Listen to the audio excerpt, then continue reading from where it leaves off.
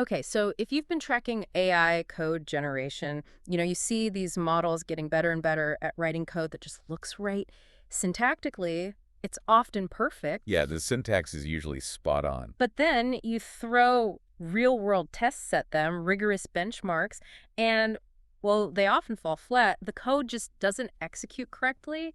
It fails. Right. It looks like Python, but it doesn't run like Python should in that specific context. Exactly. And why? Well, the researchers we're diving into today argue it's because traditional LLMs learn code like text. They get the grammar, the statistical patterns, the syntax, Mhm. but they don't really grasp the semantics, the cause and effect of what happens when that code actually They runs. don't have that internal model of execution. Precisely. So let's unpack this. We're looking at the CWM Project Code World model, and their core idea is pretty radical, actually. It really is. They're saying for an AI to be a real software engineer, it needs an internal predictive model. It needs to simulate what the code does, its consequences. Our mission today is to figure out how they built this internal simulator inside an LLM, how they taught it computation physics. And if you connect this to the bigger picture, it's a fundamental shift, right? Mhm. A human programmer isn't just predicting the next word. They're thinking, okay, if I run this line, what happens to my variables? What changes in the file system? They're modeling the world state. Exactly. The computational world. Mhm. CWM is trained explicitly to be that world model. It learns the rules, the physics, if you will, of computation. It predicts the next state based on the current state and the action running a line of code, or maybe a bash command. So it's learning the dynamics? Yes. And this internal simulator, they see it as absolutely essential for the next level of AI, things like robust planning, figuring out complex steps, and genuinely correcting its own mistakes. Because it knows what should happen. Right. It can anticipate the consequences before trying something out in the real messy environment. It moves beyond just copying human code patterns to actively simulating what the computer will do. It's a huge leap from imitation to simulation. Imitation versus simulation. That Yeah. really captures it. Okay, so how did they actually build this internal physics engine? Did the model architecture have to be special? Absolutely. The core training mechanic involves these observation-action trajectories. The action is simple, a line of code, Okay. and the observation, that's the program state, after that line executes. Yeah. Specifically, they focused on the Python interpreter's local variables. Ah, so like a snapshot of the memory. Pretty much, yeah. Rep- Represented as structured data, usually JSON. So the Yeah. model learns action X pi plus 2 leads to observation X7. Mhm. Just learning that direct cause and effect. It internalizes the execution loop, step by step. Got it. Now, the architecture you mentioned, choices. It's a 32 billion parameter model, decoder-only transformer, but dense, not sparse. That seems counterintuitive sometimes with everyone chasing huge, sparse models. It does, but there was a really interesting reason. Accessibility. They deliberately chose a dense model over something like mixture of experts Why? to make it easier for the open source research community to actually use it. They engineered it so, with standard quantization techniques, you could potentially run inference on just one 80 GB H100 GPU. Huh. So they sacrificed maybe peak parameter count for usability. Exactly. It was a conscious trade-off. Prioritize the community, make it runnable. That makes sense. But still, agentic tasks, like fixing real GitHub issues, that requires looking at huge code bases, right? Multiple files. How does a dense, accessible model handle a context window of up to 131,000 tokens? That's enormous. Yeah, that's where the clever engineering comes in. Because you're right, standard attention over 131K tokens is just computationally brutal. It scales quadratically. You just grind to a halt? Pretty much. So they use something called interleaved sliding window attention, SWA. Okay, break that down. They alternate the attention blocks. Think of it like this. 3 out of every 4 attention blocks only look backwards locally, say 8,192 tokens. That's efficient. Keeps the computation down for most layers. Right. But then every 4th block gets to do a global attention calculation, looking across the entire 131,000 tokens. Ah, so it's like mostly local processing, but with periodic global check-ins to make sure long-range connections aren't lost. Precisely. It's a smart way to balance efficiency and the need for long-range reasoning. Think of it as mostly thinking locally, but occasionally zooming out to see the big picture. That's a neat trick. Were there other efficiency hacks? 131K context still sounds like a memory nightmare, even with SWA. Oh, yeah. The other big one was grouped query attention, or GQA. This tackles the key value cache size, which is often the real memory bottleneck during inference. Right, that cache stores intermediate results for attention. Exactly. And it gets huge with long context. Yeah. For GQA, even though they might have, say, 48 query heads, they drastically reduce the number of key and value heads, maybe down to just 8. So fewer things to store in that cache. Way fewer. It shrinks the KV cache dramatically, Yeah. making that massive context actually feasible to run without needing, a whole server farm for one inference. And they used scaled rope E for positional encoding to keep things stable across that huge window. Okay, impressive architecture tricks. But you need data to fill that window. If you're teaching physics, you need to observe the physical world, right? Or in this case, the computational world. How did they get the data? How did they record these executions? That was a massive undertaking in itself. It started with creating over 35,000 unique executable repository images. Like snapshots of GitHub repos. Exactly. But fully self-contained Docker containers. Each one captures a specific version of a repo, all its dependencies, its entire environment frozen in time. Why freeze it like that?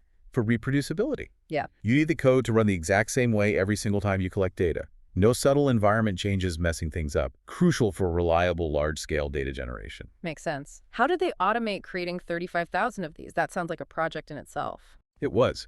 They ran 2 main pipelines in parallel. One was LLM assisted, using a tool called Repo Agent. It tried to read the readmes and other human documentation to figure out how to set up the environment. But readmes can be wrong or outdated, right? Very often, yeah. Okay. That pipeline wasn't as reliable. The real workhorse was the CI-assisted pipeline called Active. CI, like continuous integration, GitHub Actions. Exactly. It targeted the machine-readable instructions in CI workflows. Those instructions have to be correct for the automated builds and tests to pass on GitHub. Ah, so they're using the instructions developers wrote for the machines. Much more reliable. Way more reliable. It basically turned GitHub Actions configurations into a factory for producing these high-quality executable Docker images. Clever. Okay, so they have the environments, then they generated the actual training data. You mentioned passive observation and active exploration. What's the difference? Right. So the passive observation data is like the textbook. It's over 120 million Python execution traces.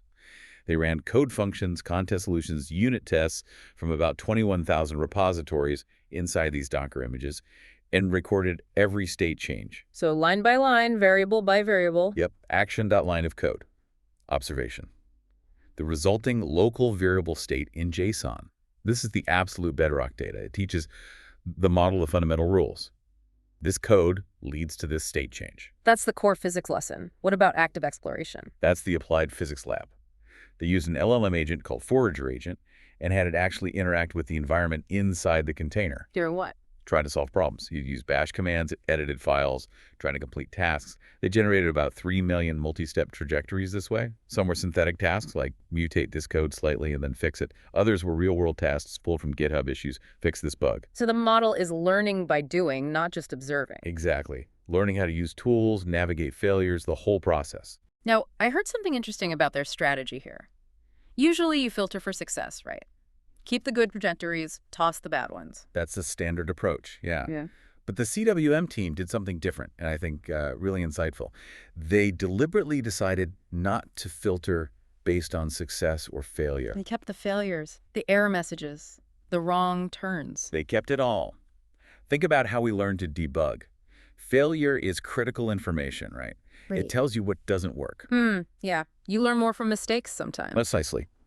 By showing the model failed attempts, error messages, the dead ends, they help to build a much more robust, complete world model. It learns to recognize wrong paths, which is crucial for developing real debugging and self-correction skills later on. That's fascinating, teaching it failure to make it succeed. Okay, so this rich data feeds into a sophisticated training process. You mentioned 4 stages, all using one optimizer state. Yeah, keeping that single optimizer state is important for coherence, so the learning builds smoothly. Stage 1 was pretty standard, general pre-training, about 8 trillion tokens of code, text, general knowledge, building the foundation. Standard LLM stuff. Right. Stage 2 is the big shift, CWM mid-training. This is where the magic happens. For 5 trillion tokens, they introduced all that execution data, the traces, the trajectories, as about 30% of the training mix. And crucially, This is where the context window jumped to the full 131K. So inject the physics knowledge and scale up the view simultaneously. Exactly, priming the pump for complex reasoning. That leads into stage 3, supervised fine-tuning, or SFT. This stage is about aligning the model for specific tasks, like following instructions. And this is where they introduced the switchable reasoning Well, mode. switchable reasoning, how does that work? They needed a way to tap into that internal world model they just built, right? To make the model actually use its simulation abilities. Make it show its work. Basically, yeah. They trained it using special tokens, like reasoning, thinking start. When the model sees this token, it knows it needs to output its internal thought process, simulating the execution, planning steps, maybe explaining its logic before it gives the final code or answer. Ah, so you can explicitly ask it to think out loud using its world model. Exactly. It teaches a model to leverage that internal simulation for planning and problem solving. That's clever. And I heard this SFT stage also involves some kind of feedback loop, self-bootstrapping. Yes, a really effective one.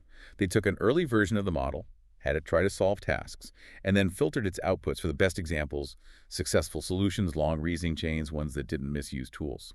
So cherry-picking the model's own best work. Right. And then they took that high-quality, machine-generated data and added it back into the SFT training set.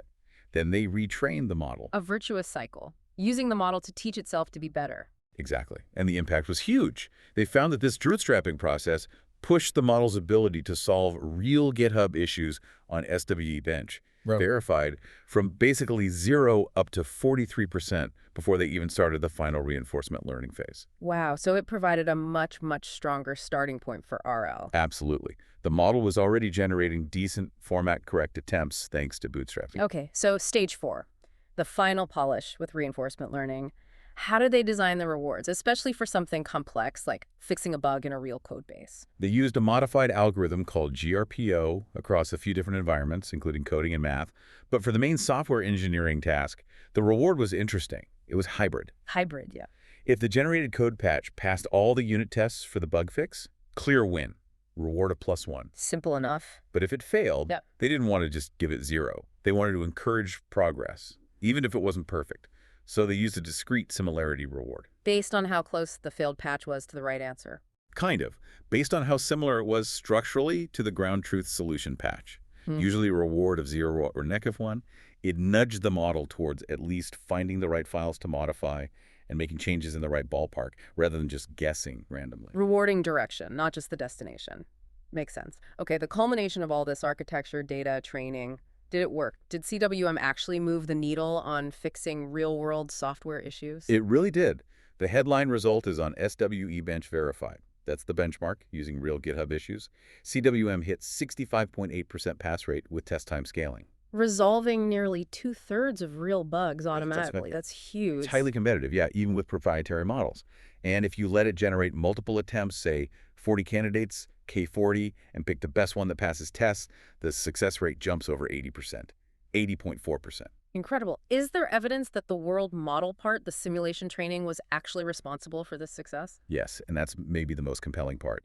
They used a benchmark called CruxEval, which specifically tests if a model can predict the output of a piece of code. Like running the code in its head. Exactly. CWM got its highest score on CruxEval, 94%, only when it was prompted, using that special reasoning token when it was forced to explicitly simulate the execution in natural language before giving the final answer. So activating the world model explicitly boosted its prediction accuracy. Significantly, it proves that the learned simulation capability isn't just latent.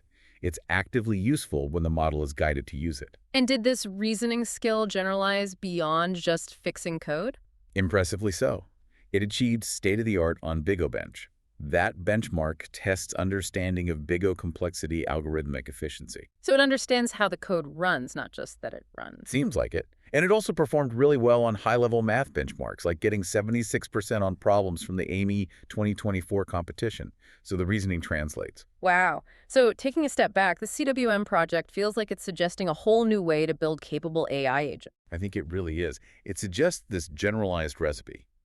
Start with broad pre-training, then dedicate a significant phase to world model mid-training, teaching the dynamics of the environment before you move into specific task alignment and reinforcement learning. Teach it the rules of the game before you teach it how to win. That's a good way to put it. And this paradigm, focusing on dynamics first, seems applicable way beyond code. Think robotics, scientific modeling, anywhere you can get interaction data. Of course, we should touch on limitations. The researchers were clear about this. Absolutely. They emphasize this is a research-only release. It's not meant for production. It hasn't undergone the rigorous safety alignment like RLHF that you'd want for a public-facing model. And it's specialized. Very much so. It's brilliant at code, execution, and related reasoning. But its general factual knowledge about the world is pretty limited compared to a general-purpose chatbot. It knows Python physics, not necessarily physics. Got it. So, to wrap up our deep dive here, CWM marks a real shift. It's moved from AI generating code that just looks right syntactically to generating code that actually works right functionally. And it did this by explicitly forcing the model to learn the internal physics of the execution environment, building that simulator inside. Exactly. It built the internal world model. And this raises a really interesting question for the whole field.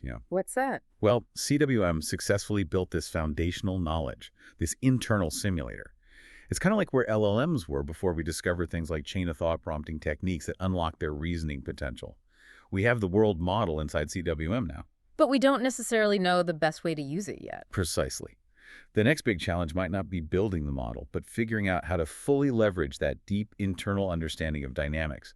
The paper hints at future work integrating this world model with explicit planning algorithms. Like Monte Carlo tree search. Yeah, MCTS is a prime candidate. Imagine the agent being able to look ahead, internally simulate, running 5, 10, maybe 20 different code paths, see the likely outcomes based on his world model before it ever types a single character into the actual environment. Wow, true look-ahead simulation based on learned physics. How much could that kind of explicit internal planning revolutionize AI's ability to solve really complex multi-step problems? That's the provocative thought, I think. Something for you to really mull over. Definitely food for thought. Fantastic deep dive today. Thanks for breaking that down. My pleasure. We'll catch you next time for another deep dive.